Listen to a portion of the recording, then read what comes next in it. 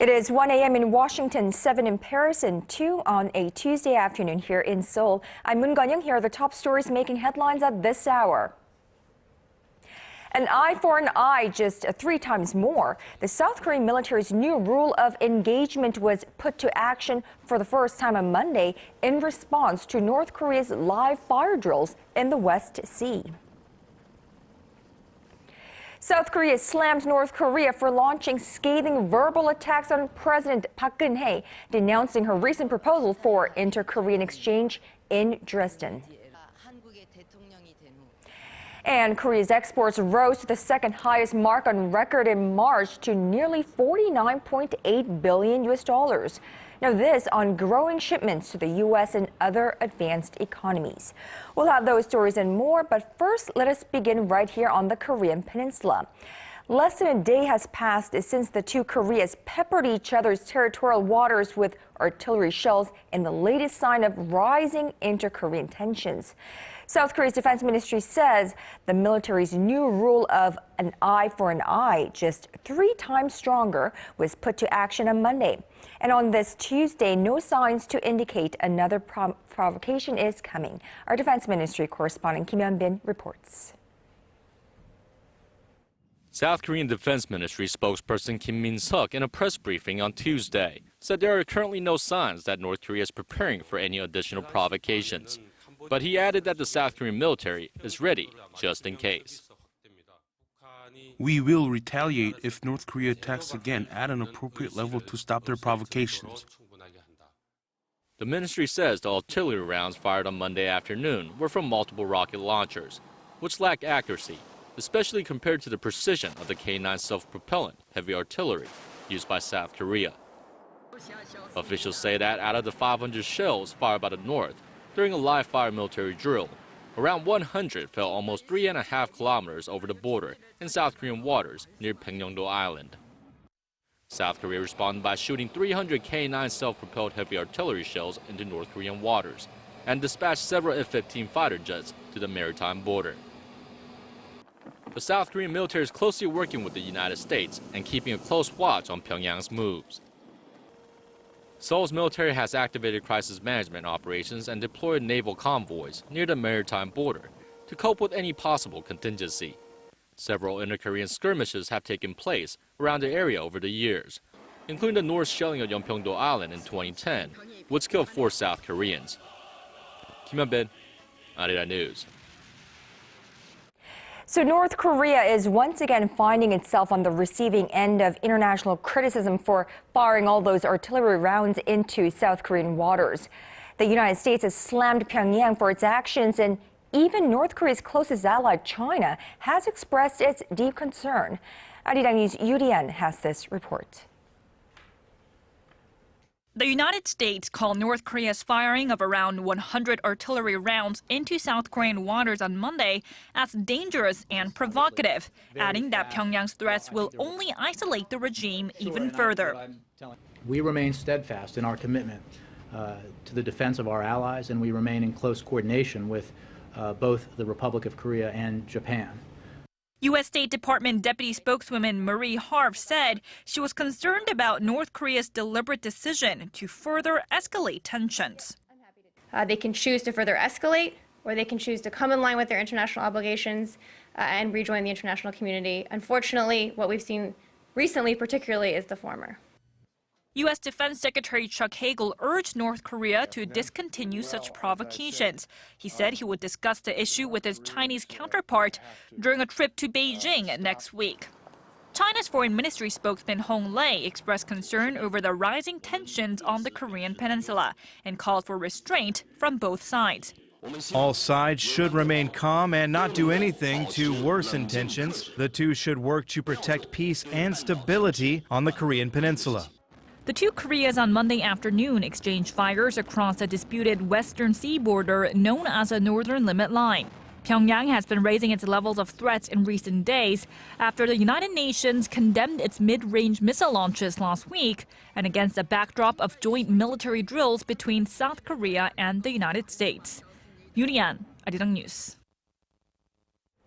Now, South Korea has slammed North Korea for slandering President Park Geun-hye. Seoul's Unification Ministry responded Tuesday to remarks out of Pyongyang that denounced President Park's recent comments on the North's economic difficulties. Now, they were part of the president's speech on reunification in the German city of Dresden last week. The North main Rodong-sinmun newspaper said the president's comments were insulting and called the South Korean leader derogatory names. The North had pledged earlier this year to end all cross-border verbal attacks. South Korea's Unification Ministry said the remarks are an example of the regime's inconsistent nature and that they raise suspicions about whether it is serious about mending inter-Korean ties. Experts continue to scramble to interpret what North Korea meant when it threatened a new form of nuclear test earlier this week. Now, some believe the regime was hinting that it is working on a bomb that would pack more punch than the 3 previously tested. Kim Min-ji reports. North Korea is believed to have used plutonium-based bombs in its first and second nuclear tests in 2006 and 2009. Although not confirmed, experts believe their third test last year used a uranium-based bomb since the detonation was 2 times greater than in previous tests. The difference between the materials is significant. Plutonium is made by reprocessing fuel used in nuclear reactors. It is a long process and requires a large reprocessing facility. Uranium, on the other hand, requires only an enrichment process. With just a centrifuge, a nuclear bomb can be produced almost anywhere, even in a 2-story building. North Korea is said to have the ability to greatly expand its nuclear bomb reserves because of plentiful uranium deposits, which also have a long half-life. There is a high chance that plutonium will not explode because the explosive device is elaborate. However, uranium involves a relatively simple technique. If the two are separated and put together, it will explode 100% of the time. However, there are limitations. Miniaturizing a uranium bomb and mounting it on an intercontinental ballistic missile is impossible. So how does this all relate to the North's recent threat to carry out a new form of test? Experts say it could mean the regime is looking at trying out a reinforced type of nuclear weapon. If tritium and heavy hydrogen are placed in the core of a bomb and surrounded by plutonium and uranium, it can increase the explosive power by up to 10 times. It is more powerful than a regular nuclear bomb, but less so than a hydrogen bomb. Such a bomb can be easily miniaturized and also has the advantage of being light. Kim Min-ji, ARIRANG News. Washington's special envoy for North Korean human rights issue will be making visits to South Korea and Japan this week and next. The U.S. State Department said Monday that Robert King will be in the region from April 2nd to the 10th for talks on a wide range of human rights and humanitarian issues. Now, he will meet with officials in Tokyo on Thursday and Friday, where discussions will center on issues related to Japanese nationals who were abducted by North Korea decades ago. King will be in Seoul on Monday and Tuesday to meet with government officials. He is also scheduled to give a lecture at a university in Seoul. King's schedule for the weekend was not revealed. The United Nations is injecting more money into North Korea for the purpose of providing emergency aid. The UN Central Emergency Response Fund recently gave a $6.5 million to 4 of its partners working in the north. Now, nearly half of that went to the World Food Program and another $1 million to the World Health Organization. The 4 organizations will use the money to sustain their relief efforts in the north. The nation received more than $15 million last year through the UN Humanitarian Fund.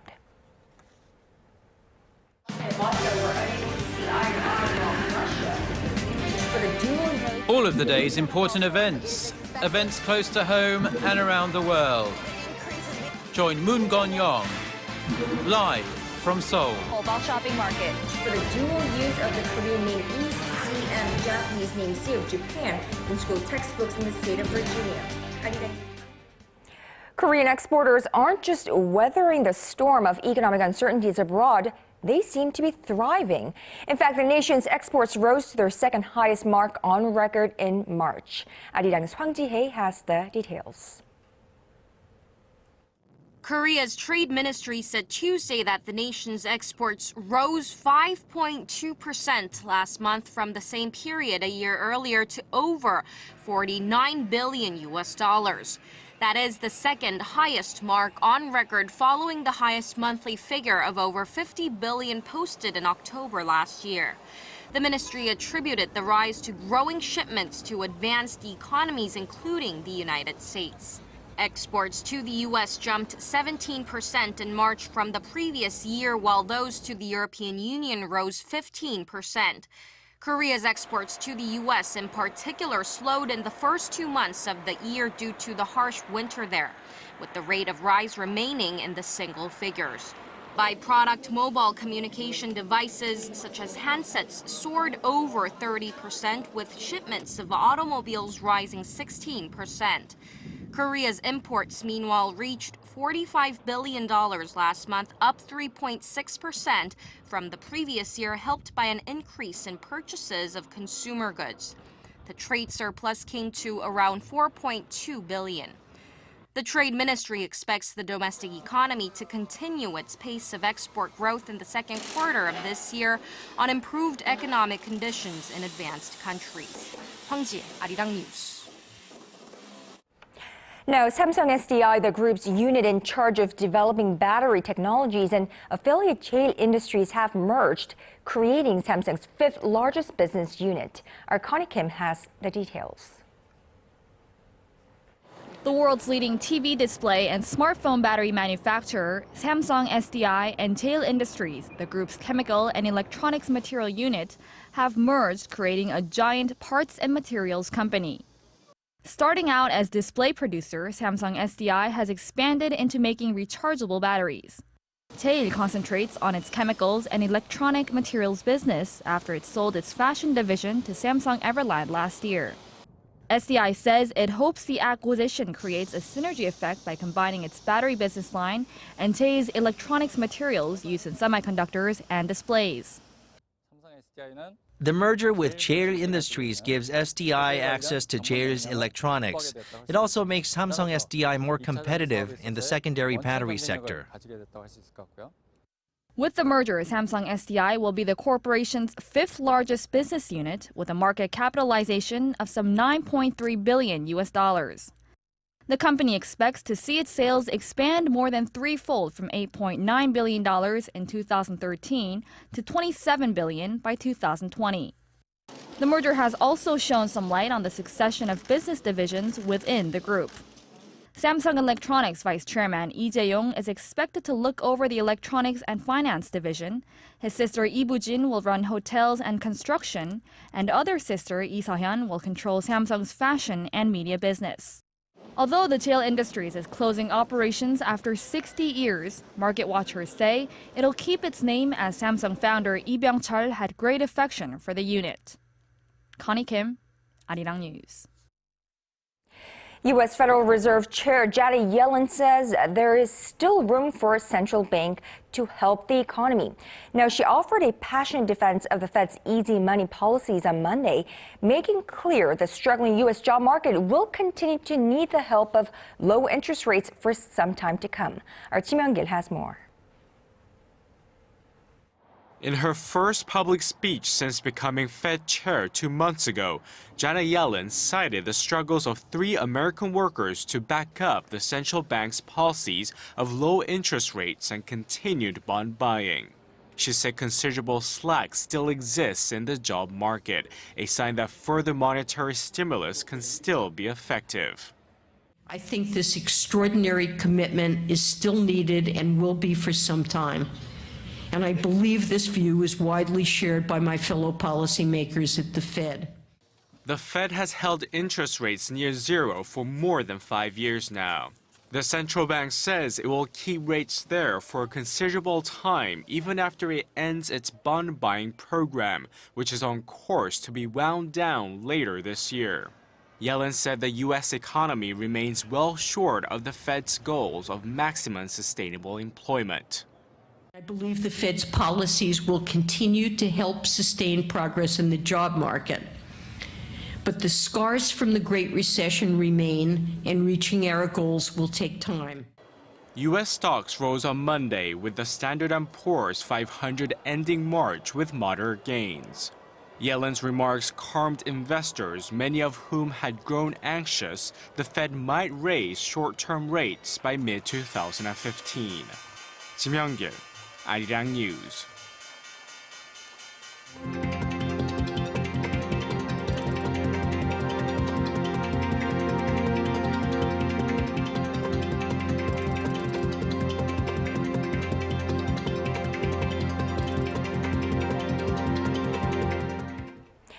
Those of you in Korea may have woken up a bit earlier than expected this morning thanks to a rare magnitude 5.1 earthquake. It was the third strongest ever recorded in the nation, but no damage has been reported. Our Kwon So-ah has the details. A 5.1 magnitude earthquake shook the nation at 4:48 a.m. Tuesday morning, with an epicenter in waters around 100 kilometers west of Taean County in Chungcheongnam-do Province. It's the fourth most powerful earthquake ever recorded on the Korean peninsula and the third strongest in South Korea. Tuesday's quake lasted between 5 and 7 seconds and affected an area spanning a radius of 200 kilometers, shaking buildings and other structures. Even residents of Seoul and Gyeonggi-do Province were among those who felt the earth move beneath them. I was awake. My house shook so much that our refrigerator made rattling noises. Hundreds of citizens called their local authorities to report the quake, and social network services were full of messages on the rare incident. It's also raised concerns about whether Korea is prepared for the possibility of stronger quakes. While experts say a magnitude 5 quake with an epicenter on land would likely cause damage, they add that Korea's geological site conditions make the chances of a large magnitude earthquake like those seen in Japan and China very small. Kwon So-ah, ARIRANG News. Now, elsewhere across the globe, in a surprise move, Russia appears to have taken a step back. A battalion of Russian troops pulled back from the tense border between Russia and eastern Ukraine Monday. It's estimated that 40,000 men are amassed at the border area. German Chancellor Angela Merkel's office confirmed Russian President Vladimir Putin informed her in a phone call that he'd ordered a partial troop withdrawal. Now, earlier Monday, Russian Prime Minister Dmitry Medvedev visited Crimea with a delegation of government ministers to promise support to boost salaries, pension, and local infrastructure. Kiev has condemned the visit as a crude violation of international rules. Meanwhile, NATO foreign ministers are to meet in Brussels beginning Tuesday to discuss steps that can be taken to support Ukraine.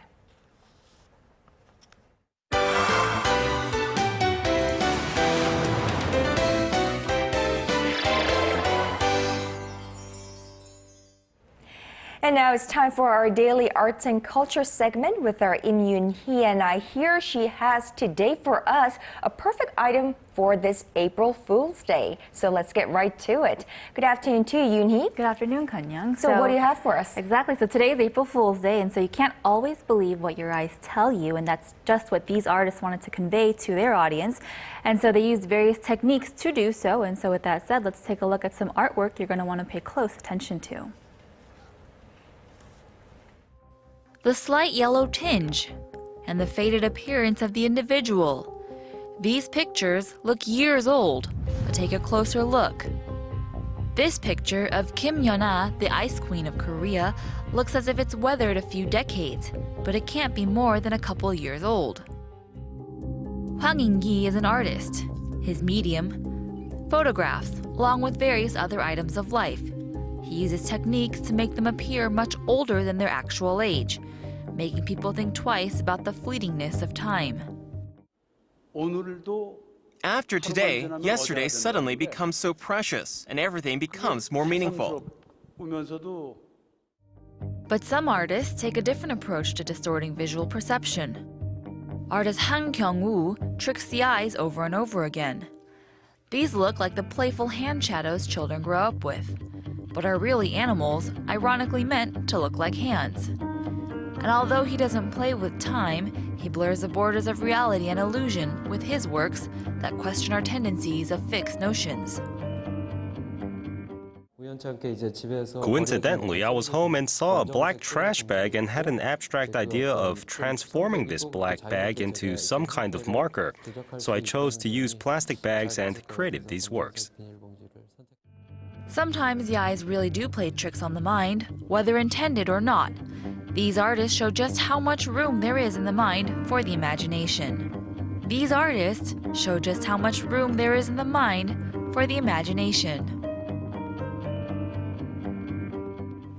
You know, Yoonhee, I think I have heard of this Songun Art Foundation, as it is pretty influential in Korea's art community because of the Songun Art Award. Am I correct? Exactly. So in 2011, they created this Songun Art Space to give these winners of the award a space for their solo exhibitions, which is really difficult and very important for emerging artists and beginning artists with their careers. And so they have that saying, starving artists, for a reason, because it's very hard for artists to get their career started. And so this opportunity gives the artists a space for their solo exhibitions and for them to start their careers. Well, only time will tell whether these artists will get to continue their careers, and we definitely hope so. Now, you also have a couple performances that have stood the test of time here in Korea. Exactly. So these theater performances are considered a little bit out there, but like a work of art, like an abstract work of art, you want to look at these performances with an open mind. And so with that said, let's take a look. 4 chairs, 4 actors. Seems simple enough. The stage is always ready for imaginative ideas. This play pushes the actors, as well as the audience members, beyond their comfort zones, with a waterfall of curse words, as well as actual water as well. It's been on the stage for 40 years, keeping audience members hooked with its cheeky comedy. During this show, as we keep hearing curse words, I begin to want to curse along with them and release stress, as they seem to do on stage while cursing. It's a really famous show, so I came to watch it. It's very different from other performances, so it requires a little bit more patience and understanding. But overall, I think this kind of show is fun. But there's another way to push the borders of comfort.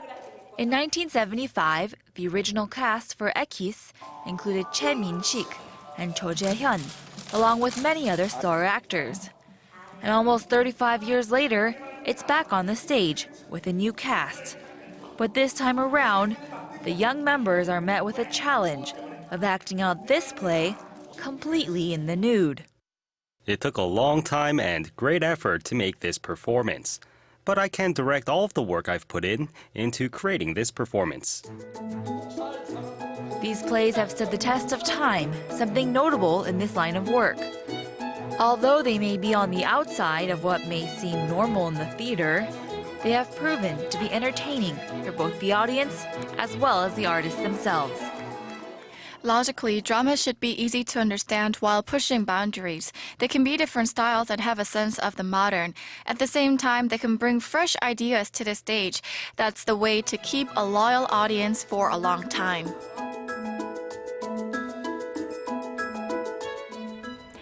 You know, Yoonhee, I feel like people are always pushing the boundaries of art, and soon the outrageous becomes the norm. And we'll just have to wait and see, you know, how this kind of contemporary art forms or develops through time. And you know, sometimes to me it's a little bit too sensual, but we'll have to wait and see how this really seeps into the lives of the ordinary people as well. Exactly, and I'll keep you updated every step of the way. All right, thank you, Yoonhee, for that, and we will see you tomorrow. See you then.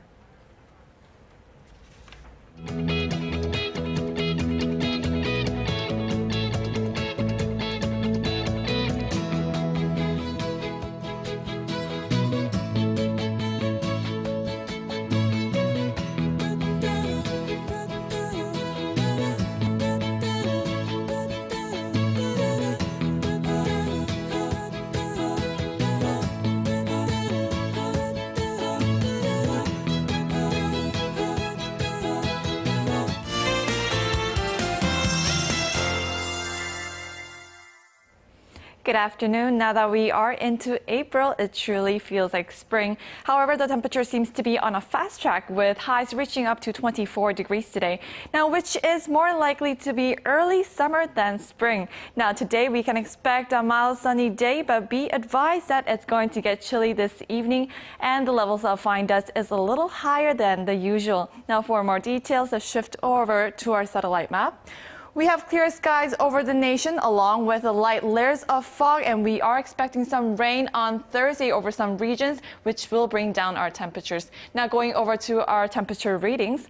Seoul tops out at 24 this afternoon. Meanwhile, the southern cities such as Gwangju and Busan will peak up to 23 and 19 degrees. Now moving over to other regions, Jeju Island can expect it up to 19 degrees.